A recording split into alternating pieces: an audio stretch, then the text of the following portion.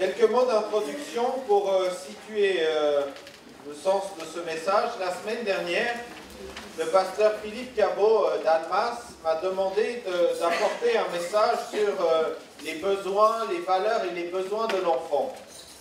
Alors, en y réfléchissant, je me suis plongé dans mes cours de formation. J'ai fait une formation d'animateur pour les colonies de vacances, pour les camps. Et là, il y avait tout un cours sur les besoins de l'enfant. Je me suis dit, bon, soit je bascule dans un cours de psychologie ou d'apprentissage, là, de la sociologie des enfants, soit au contraire, il y a quelque chose d'autre. Et puis en y réfléchissant, j'ai compris, et c'est ce que je vais mettre en valeur au travers de cela, le point de vue de Dieu sur nos vies. Nous sommes ses enfants. Et si l'enfant a des besoins en tant qu'enfant, nous, en tant qu'enfants de Dieu, nous avons également les mêmes besoins. Même en tant qu'adultes, nous exprimons ces besoins d'une autre manière. Alors, je ne veux pas entrer dans un domaine qui n'est d'ailleurs pas mon domaine de compétence, la psychologie, bien qu'il y a des valeurs qui s'y retrouvent. Mais je veux davantage élever notre conscience, notre réflexion à cette relation spirituelle qu'il y a entre Dieu et ses enfants. Et donc j'ai apporté ce message la semaine dernière à Almas, et puis il y a eu plusieurs personnes qui m'ont donné des échos vraiment positifs, et en réfléchissant, je me suis dit, pourquoi pas aussi également apporter cela ce matin ici. Et dans Matthieu 10, verset 14, eh bien, Jésus est face à ses enfants, face à ses besoins. Marc 10, pardon, j'ai dit Matthieu, mais c'est Marc. Ma Bible était ouverte à Matthieu, alors évidemment, ça ne collait pas. Marc 10, verset 14. À partir du verset 13. On lui amena des petits enfants afin qu'il les touche. Mais les disciples reprirent ceux qui les lui amenaient. Jésus, voyant cela, fut indigné et leur dit, « Laissez venir à moi les petits enfants et ne les empêchez pas, car le royaume de Dieu est pour ceux qui leur ressemblent. Je vous le dis en vérité, quiconque ne recevra pas le royaume de Dieu comme un petit enfant n'y entrera point. » Puis il les prit dans ses bras et les bénit en leur imposant les mains. Il y a une relation, il y a plus qu'une relation, il y a un enseignement saisi par Jésus, instruit par Jésus sur cette relation vis-à-vis des enfants. Il y en a même de nombreux dans les évangiles. Alors il ne s'agit pas d'être semblable à des petits-enfants dans une espèce de naïveté ou d'infériorité intellectuelle. Mais il s'agit au contraire d'être semblable à des enfants dans l'humilité de notre vie pour réaliser que nous-mêmes, nous avons besoin, nous avons des besoins, nous avons une source en nous qui a besoin d'être remplie par quelque chose. Et ce quelque chose peut trouver plusieurs réponses, mais il n'y a qu'une seule réponse qui soit satisfaisante à ce quelque chose, c'est Dieu, c'est Christ. Il n'y a que Dieu qui puisse remplir pleinement les besoins qui sont en nous. Qu'est-ce qu'un besoin? Quelques mots de définition. C'est l'exigence destinée à combler un déficit de l'organisme, besoin primaire, ou ressenti comme nécessaire à l'existence matérielle ou morale. Chez un enfant, ça se manifeste clairement. Lorsqu'un enfant a un comportement inadéquat, c'est que généralement c'est un besoin pour lui qui est insatisfait. Et la manière d'exprimer cette insatisfaction, la manière de la manifester, c'est justement d'avoir un caractère inadéquat. Un besoin satisfait, c'est un comportement adéquat, je l'ai noté. Un enfant dont les besoins ne sont pas satisfaits va chercher à les satisfaire par un autre moyen, souvent par un comportement inapproprié. pleurs, colère, cris, et puis on peut continuer, rébellion, insolence, et suivant l'âge, la crise va se manifester autrement. Alors qu'à l'inverse, un enfant dont les besoins sont comblés se sent bien intérieurement, adopte des comportements plus adaptés et coopère plus facilement. C'est un comportement que l'on voit parfaitement lorsqu'on est dans des colonies de vacances. Et que dans ces colonies, on propose à ces enfants tout un programme qui prépare leur cœur à la réception de la parole. Lorsque la journée, ils ont eu des jeux dans lesquels ils ont pu se réjouir. Lorsque dans la journée, ils ont pu faire du sport, se défouler, avoir du plaisir. Lorsque dans la journée, ils ont bien mangé. Lorsque dans la journée, ils ont été valorisés. Lorsque dans la journée, ils ont pu s'exprimer en tant qu'individu personnel, être écoutés, qu'on soit attentif à leurs besoins. Alors le soir, alors dans le temps, leur cœur s'ouvre pour recevoir l'Évangile. Il est évident que si un enfant ou si nous-mêmes, nous sommes face à un besoin auquel nous n'arrivons pas à répondre, l'Évangile aura du mal à pénétrer notre cœur parce qu'il y a cette barrière. Jusqu'au jour où nous disons, mais Seigneur, ce que j'ai vraiment besoin, c'est toi. C'est toi. Tant que l'homme va chercher à répondre à ses besoins d'autres manières, il va chercher. Et la Bible nous dit, celui qui cherche trouve. Du moins, s'il désire, à un moment donné, trouver le maître. Continuons dans les définitions. Faire disparaître la cause d'un comportement inapproprié, c'est souvent faire disparaître ce comportement. Lorsque j'ai identifié pourquoi cet enfant réagit comme ça, ou pourquoi cet adulte réagit comme ça, et que j'arrive à répondre à son attente profonde, et bien à ce moment-là, ce comportement s'en va. Regardez, vers Jésus, beaucoup d'hommes et de femmes viennent avec des questions qui sont quelquefois un petit peu bizarres. Et Jésus répond d'une manière déplacée. Il ne répond pas directement à la question. Et on se dit, mais qu'est-ce qui se passe là? L'homme lui pose une question, Jésus répond autrement. Et l'explication, elle est dans le fait que Jésus répond à la question du cœur. Alors que l'homme est venu avec la question de sa tête. Jésus a su identifier quel était le besoin profond de cet homme de lettres venant vers Jésus. Et Jésus lui répondra, oh, il faut que tu naisses de nouveau, Nicodème. De cet autre homme qui va chercher là à bousculer, à éprouver Jésus. Jésus va lui répondre cœur à cœur. Jésus sait identifier nos besoins et sait y répondre. Et également,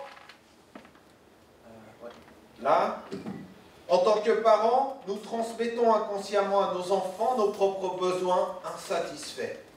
Et attention aussi à ne pas confondre besoin et désir, car les désirs sont des moyens de répondre aux besoins. Derrière le désir d'un enfant se cache souvent un besoin non satisfait. Il faut lui apporter une alternative raisonnable pour le satisfaire.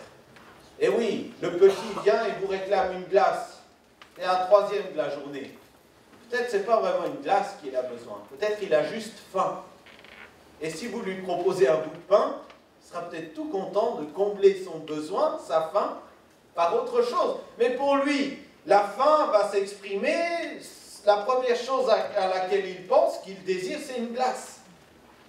Alors c'est à nous, en tant qu'adultes, à être raisonnables dans notre réponse et à lui apporter ce dont il a vraiment besoin, et pas uniquement ce qu'il réclame.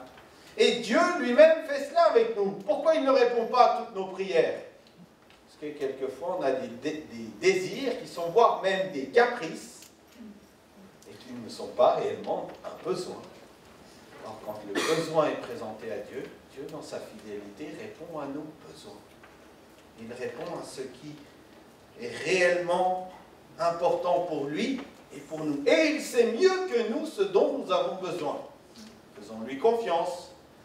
De même que les enfants, eh bien, ils ne savent pas exactement quels sont leurs besoins. C'est à nous, en tant que parents, d'y répondre. Alors, premier besoin, le besoin d'être aimé inconditionnellement pour ce qu'il est, l'enfant.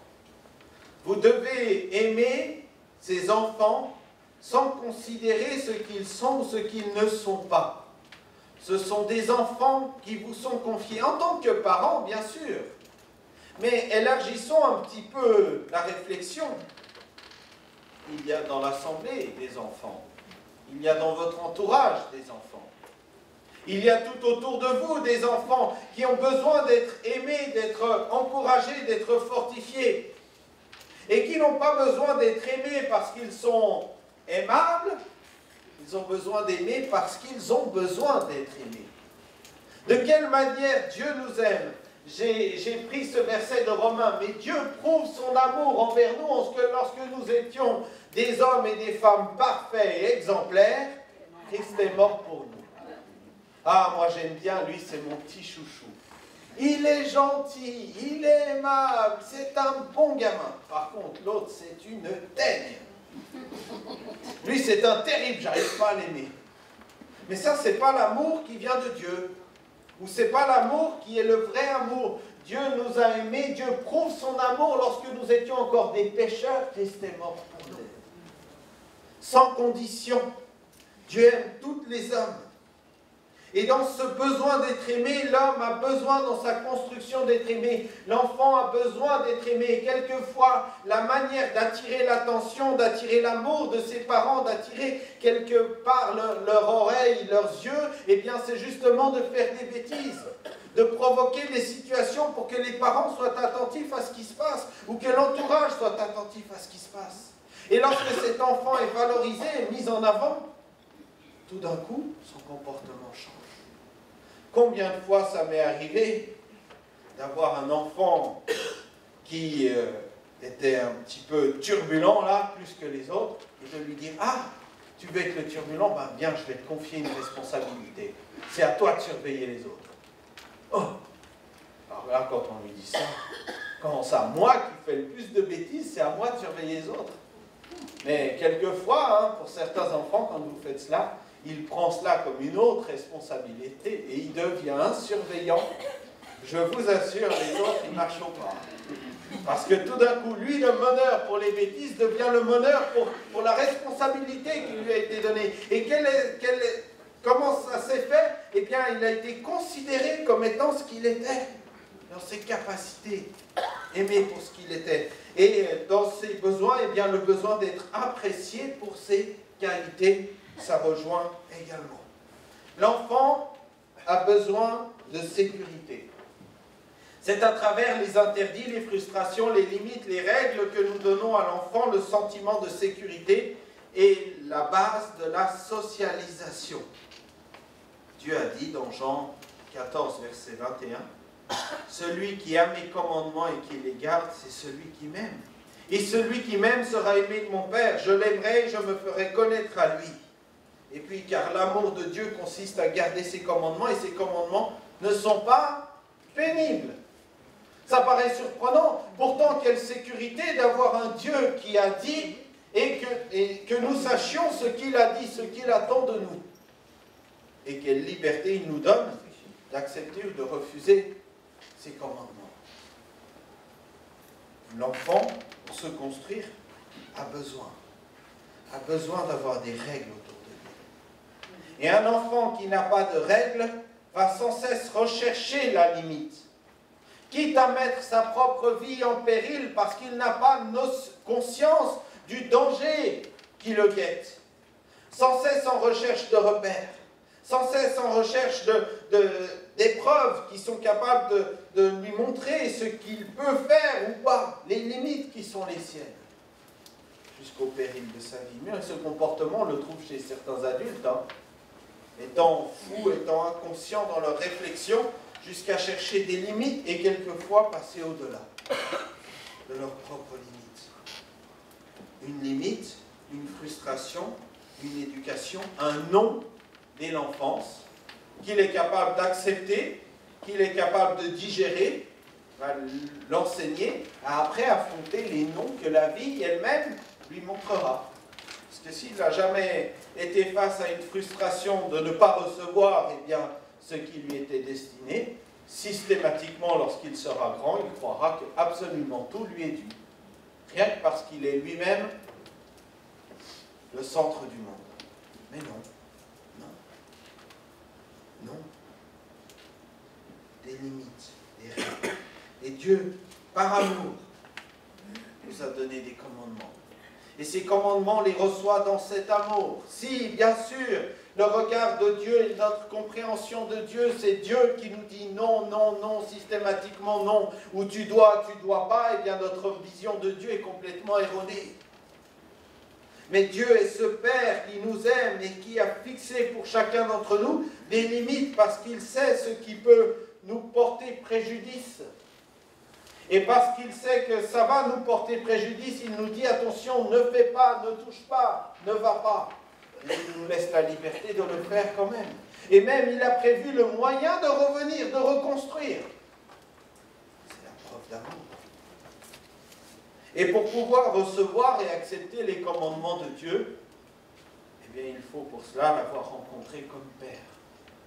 Et ça se passe au travers de Jésus-Christ, au travers de la manifestation de son amour.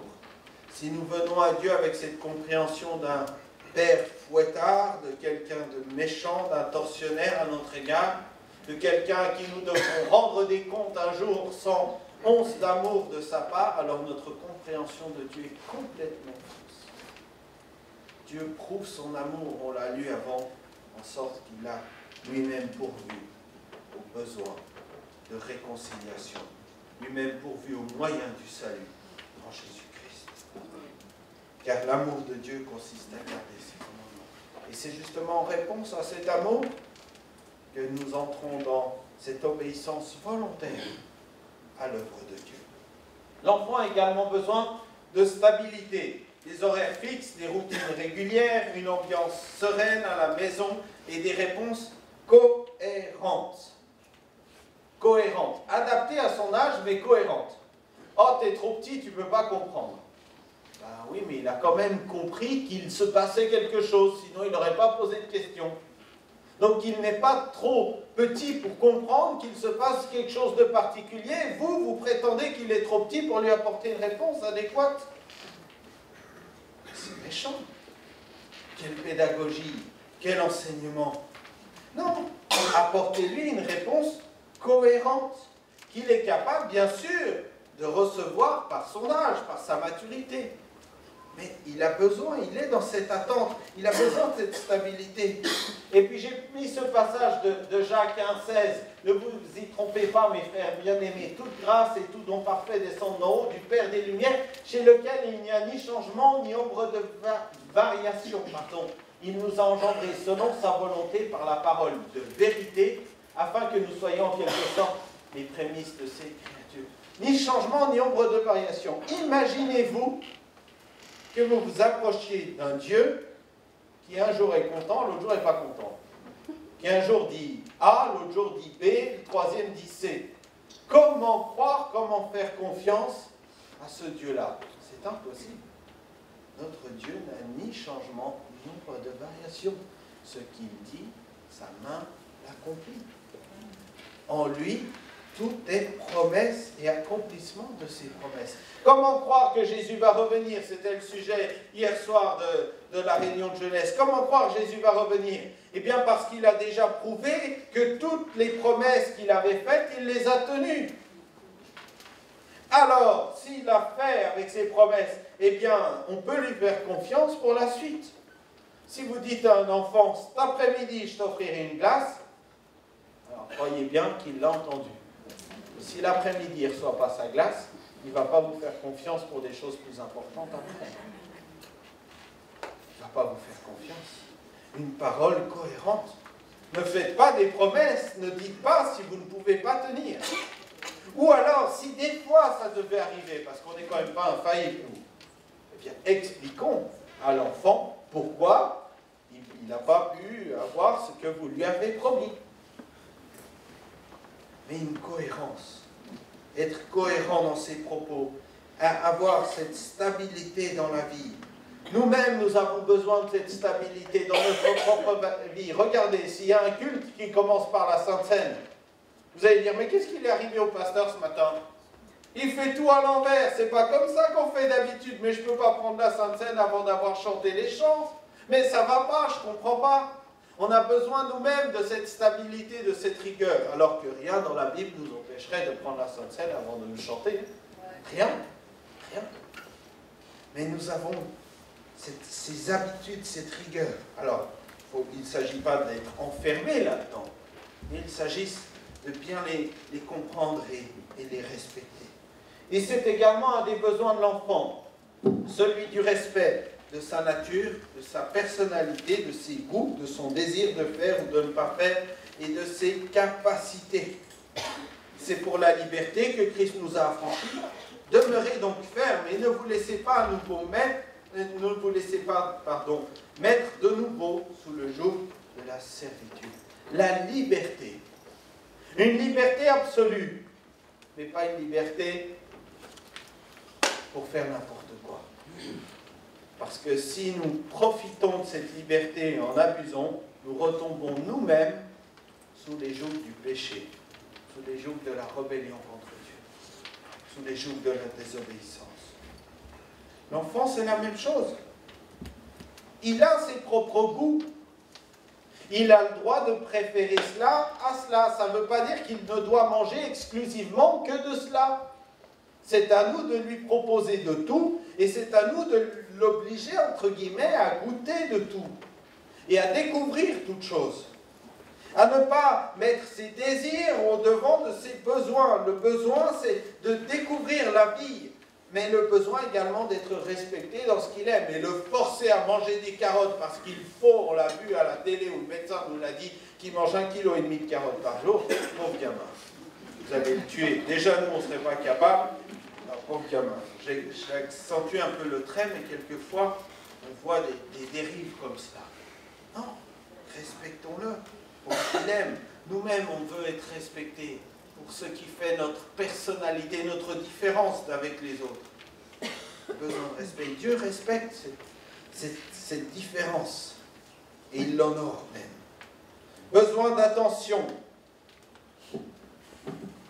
L'enfant doit savoir que nous sommes à son écoute et que c'est important pour nous qu'il aille bien.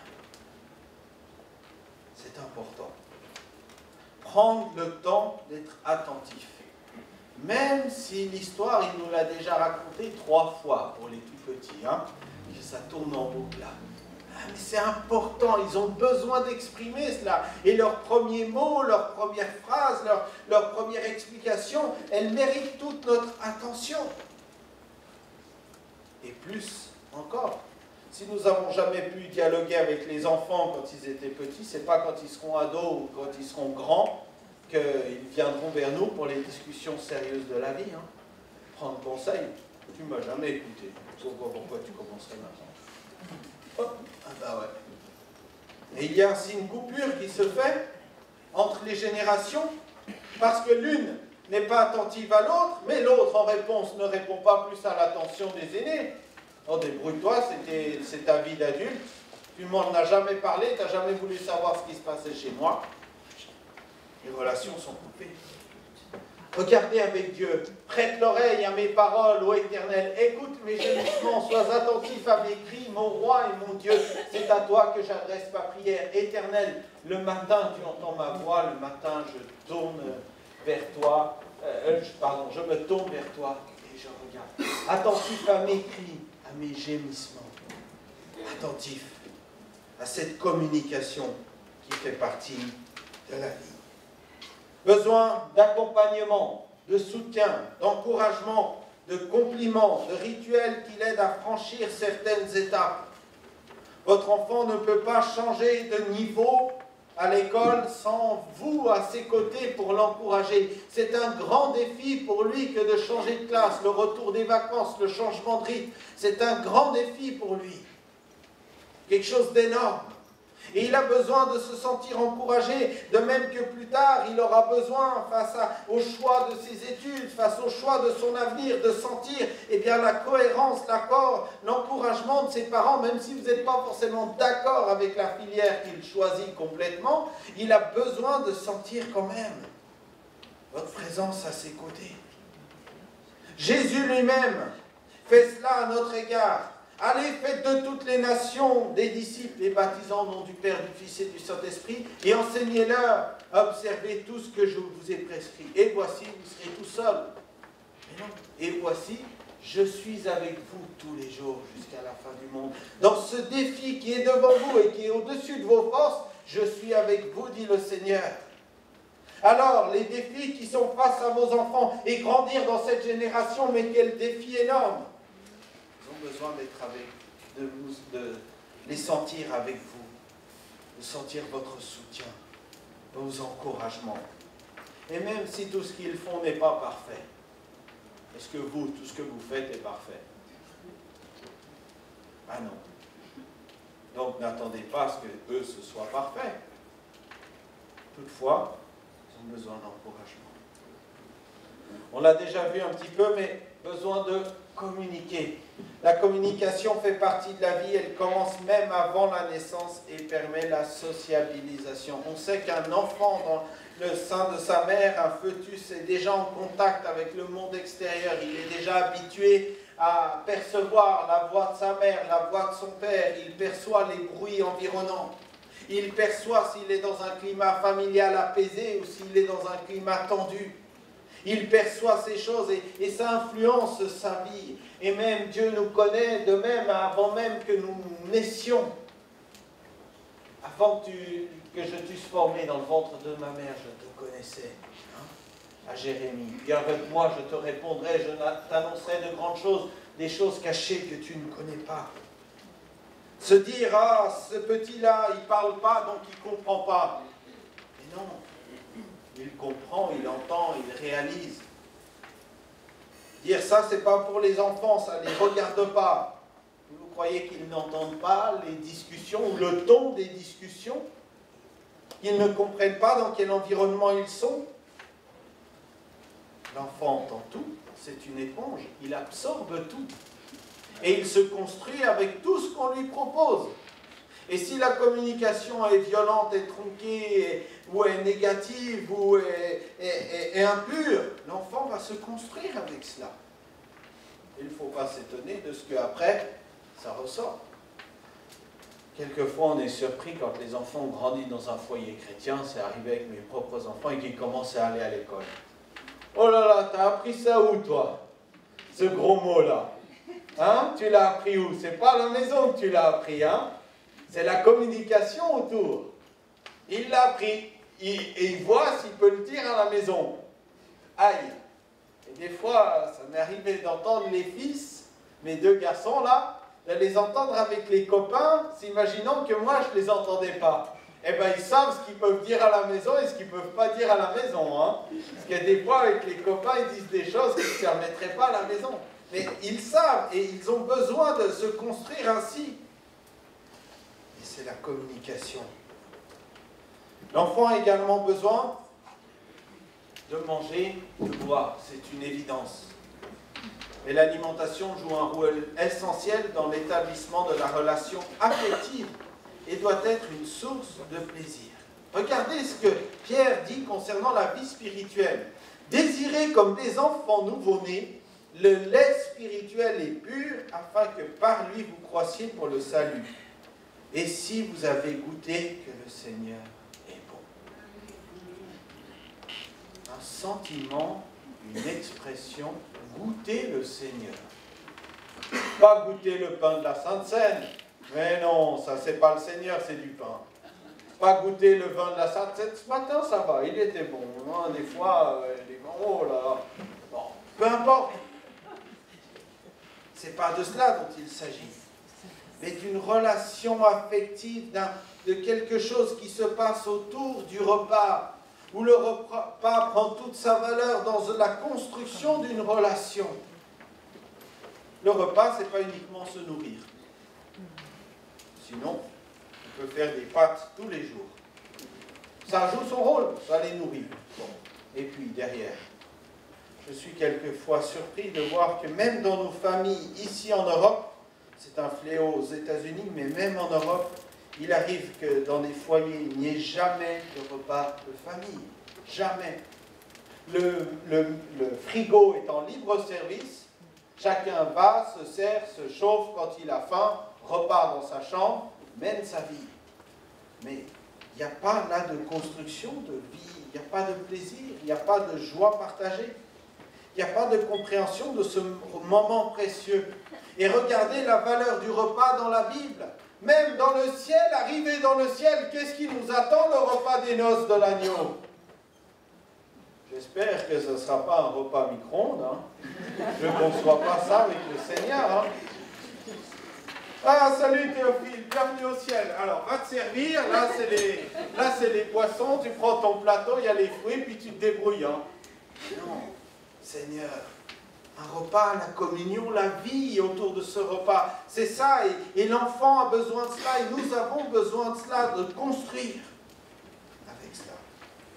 L'enfant a également besoin de rythme de sommeil. Si le rythme est perturbé, il engendre non seulement un déséquilibre nerveux avec d'inévitables troubles du comportement, mais des troubles de la croissance. Il a été prouvé une relation entre le sommeil et la sécrétion de l'hormone de croissance. Un nouveau-né, 20 heures, 1 à 3 ans, 15 heures, 3 à 6 ans, 12 heures, vers 10 ans, 10 heures, adolescent, 8 ou 9 heures, adulte, 7 à 8 heures. Un besoin de sommeil. Mais spirituellement, c'est valable aussi. Qu'est-ce qui se passe si pendant quelque temps, vous ne goûtez plus au repos qui se trouve en Jésus? Vous aussi, vous allez souffrir de troubles inévitables du comportement. Pire, vous allez peut-être même souffrir dans votre relation spirituelle de troubles de la croissance. C'est vrai ou pas? Sans le Seigneur, on ne va pas grandir spirituellement, sans le repos qui est en lui. Alors si c'est valable spirituellement, ça l'est valable aussi et également humainement. Respectons les rythmes.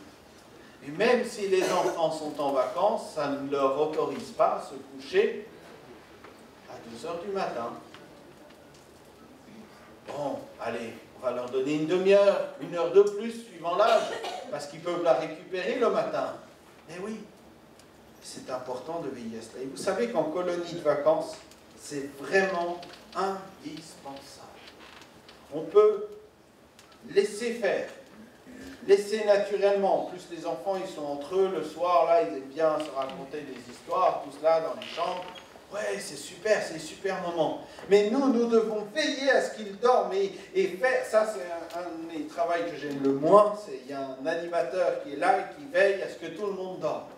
Et quelquefois, qui emmène un turbulent dans le couloir quelques moments avec lui pour que les autres se calment. Mais ça, c'est pénible. Mais si on ne le fait pas, au bout de 2-3 jours, on commence à avoir des accidents sur la pelouse. On commence à avoir des problèmes de comportement vraiment forts. On commence à avoir des situations tendues en permanence. Et nous-mêmes, on commence à être à cran. Alors, besoin de sommeil. Nos enfants, nous-mêmes, un rythme dans ce sens. Besoin également d'être propre, c'est une réalité, et pourtant, quelquefois, on se pose la question. L'hygiène corporelle assure à l'enfant une bonne santé, le confort et la détente du corps. Elle lui donne aussi les premiers points de repère et lui offre des moments forts de découverte. Dans la Bible, « Purifie-moi avec l'hysope et je serai pur, lave-moi et je serai plus blanc que la neige. Ô Dieu, crée en moi un cœur pur, renouvelle en moi un esprit bien disposé. » Et il y a un rapport avec le corps. Si l'enfant n'est pas appris à avoir son corps propre, comment un jour va-t-il comprendre qu'il faut que son cœur soit propre? Négliger son corps, négliger sa vie, négliger sa foi. Prendre soin de ce qu'il est, prendre soin de ses dents, prendre soin de se laver, découvrir avec lui, et pour un tout petit, quelle joie de découvrir l'eau qui coule, voilà, on peut jouer, hein, ça fait des bulles dans le bain, et toute cette découverte de la vie autour de ce comportement, eh bien, va le provoquer à plus tard désirer avoir toujours sa vie spirituelle propre, son cœur propre, ses relations claires. Besoin également d'être respecté dans son rythme de développement. Nous devons respecter les stades du développement psychomoteur, affectif et sociaux de l'enfant. Dieu respecte notre propre rythme, hein, car nous connaissons en partie, ça c'est Paul qui parle, vous savez, dans l'épître de l'amour, là, 1 Corinthiens 13, et il nous dit, Lorsque j'étais enfant, je parlais comme un enfant, je pensais comme un enfant, je raisonnais comme un enfant. Lorsque je suis devenu homme, j'ai fait disparaître ce qui était de l'enfant. Aujourd'hui, nous voyons au moyen d'un miroir, mais alors nous verrons parfaitement. Il y a un temps pour tout. Et c'est à nous de veiller à l'accès qu'ils ont aux choses. Peut-être qu'ils ont une tablette, un téléphone, c'est plus courant, il n'y a pas de mal. Il n'y a pas de mal si toutefois il y a un contrôle parental dessus, pour que nos enfants n'aient pas accès à un monde qui ne devrait même pas être accessible à l'adulte, mais qu'il est. Et ce monde peut être à la portée de l'enfant si nous ne mettons pas les contrôles nécessaires. Et ça ne sera pas de sa faute à lui, ça sera de notre faute à nous de veiller. Il y a un temps pour toute chose. Mais toutefois, de toute manière, il faut le respecter dans ce qu'il peut recevoir, mais dans tous les domaines, et ne pas non plus l'infantiliser plus que ce qu'il n'est. Et puis, j'accélère un petit peu, les besoins d'apprendre et de jouer, l'enfant a les désirs d'apprendre, offrons-lui un environnement favorable et adapté, proposons-lui plusieurs activités sans lui les imposer. Là, il y a ce qui est déposé dans l'enfance des plus jeunes âges, instruit l'enfant selon la voie qu'il doit suivre, et quand il sera vieux, il ne s'en détournera pas. Et il est question là de Jésus aussi dans Luc. Or, l'enfant croissait et se fortifiait, il était rempli de sagesse, et la grâce de Dieu était sur lui. Jésus était un enfant à un moment donné. Et Joseph et Marie avaient le rôle de répondre à ses besoins. C'est parce qu'ils y répondaient bien que l'enfant croissait et se fortifiait. C'est parce que par le jeu, il peut être instruit que plus tard, lorsqu'il sera vieux, il ne se détournera pas de ce qu'il a appris avec joie. C'est sûr que si vous posez le petit, quand j'ai entendu cela, un témoignage d'un homme qui disait que quand son père que lui était petit, son père l'avait posé sur une table et lui avait dit, parce qu'il était vraiment tout petit, tu ne descendras pas de la table sans que tu saches le psaume tant par cœur. Alors ça, c'est pas l'instruction qui fait plaisir. Et ça, quand il est vieux, il se souvient de quoi? Il se souvient du fait qu'il était sur une table et non pas du psaume qu'il a appris. Attention à ne pas tout mélanger. Non, non, non. Mais l'instruction. Et puis, bien sûr, dans ce besoin d'instruction, eh bien, il y a le besoin d'explorer, de découvrir, d'expérimenter, d'observer. L'enfant a besoin de s'approprier l'environnement dans lequel il vit pour maîtriser progressivement ses actions. Et puis, le besoin de plaisir pour passer à l'action, pour apprendre et s'éveiller. L'enfant doit avoir envie de faire. La bouche du juste annonce la sagesse et sa langue proclame la justice. La loi de son Dieu est dans son cœur. C'est pas le chancel, point. La loi dans le cœur. Pas la loi dans la tête, pas la loi au bout de la baguette, la loi dans le cœur. Aimer, avoir du plaisir. Si vous lisez la Bible parce que vous devez la lire, ça n'apportera pas grand-chose. Mais si vous lisez la Bible avec le désir de découvrir Christ, de grandir dans sa parole, qu'il vous parle cœur à cœur, alors là, ça change tout. Ça change tout au résultat de la lecture.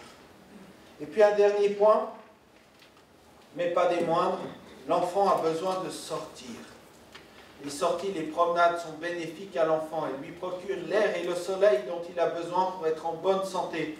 L'oxygénation stimule les défenses de l'organisme et favorise l'appétit et le sommeil. Et lui donne surtout l'occasion de connaître un univers différent, d'autres lieux, d'autres personnes, d'autres enfants. D'autres enfants. Combien d'enfants viennent en colonie de vacances et n'ont jamais été courir dans une forêt? Ça arrive. N'ont jamais été au contact d'insectes, n'ont jamais vécu des choses qui semblent tellement évidentes. Alors quelle joie, parce qu'ils découvrent un monde, et quand il y a un bout de forêt autour de la colo, alors là, ils y vont, ils font des cabanes et tout, quelle joie. Mais quand même, ça fait partie de leur construction. Regardez Proverbe 4, « Mon fils, sois attentif à mes paroles, prête l'oreille à mes discours, qu'ils ne s'éloignent pas de tes yeux, garde-les dans le fond de ton cœur, car c'est la vie pour ceux qui les trouvent, c'est la santé pour tout leur corps. Garde ton cœur plus que de toute autre chose, car de lui viennent les sources de la vie. » Pourquoi j'ai mis ce passage? Eh bien parce que là, il y a une relation entre la loi que l'on découvre dans le cœur et la santé pour les autres. Je ne sais pas comment ça se fait, mais il y a une promesse ici entre la découverte de Christ, de sa parole, et la santé dans notre corps. Le miracle de Dieu, c'est la vie pour ceux qui le trouvent, c'est la santé pour tout leur corps. Nous aussi, il faut apprendre dans notre vie à sortir de nos idées préconçues, à sortir de nos pensées, à sortir de nos manières d'agir, pour découvrir que ça peut se passer autrement, d'une autre manière, et que pourtant, c'est toujours, concernant la foi, la parole de Dieu. J'aime être au contact de différentes cultures, beaucoup de façons de faire différentes, mais le même Seigneur, le même Jésus qui est glorifié. Alors en conclusion, ces besoins de l'enfant, ils sont quand même plutôt faciles à satisfaire. Si nous décidons de donner plus de poids à la relation, au bien-être et à l'écoute des besoins des autres, plutôt qu'à la satisfaction immédiate des désirs prônés par notre société de consommation. Ah, j'ai besoin du dernier iPhone 6. Vous croyez que c'est réellement de cela qu'il a besoin, l'enfant? Je crois qu'il peut tout à fait s'en passer. Par contre, une après-midi avec lui, peut-être là, ça le construirait énormément.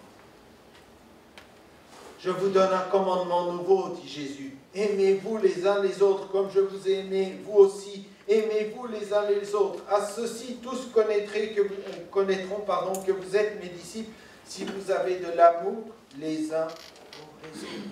Il s'agit bien là d'une relation transformée que Jésus propose. Pas d'un lieu self-service, l'Église. Il n'a pas dit, venez à l'Église pour recevoir tout ce que vous voulez. Il a dit non, vous viendrez à l'Église, vous persévérerez ensemble pour vous aimer les uns les autres. Pour être dans une relation plus de besoins profonds et affectifs que la satisfaction immédiate des désirs prônés par la société. Et l'Église n'est pas amenée à répondre de la même manière aux besoins que la société y répond. Parce que la réponse qu'apporte cette société, elle ne remplit pas, elle remplit le désir, mais elle ne remplit pas le besoin profond. Ne nous y trompons pas. Et Jésus finit dans Matthieu 18, verset 4. C'est pourquoi quiconque se rendra humble comme ce petit enfant sera le plus grand dans le royaume des cieux. Et quiconque reçoit en mon nom un petit enfant comme celui-ci me reçoit moi-même.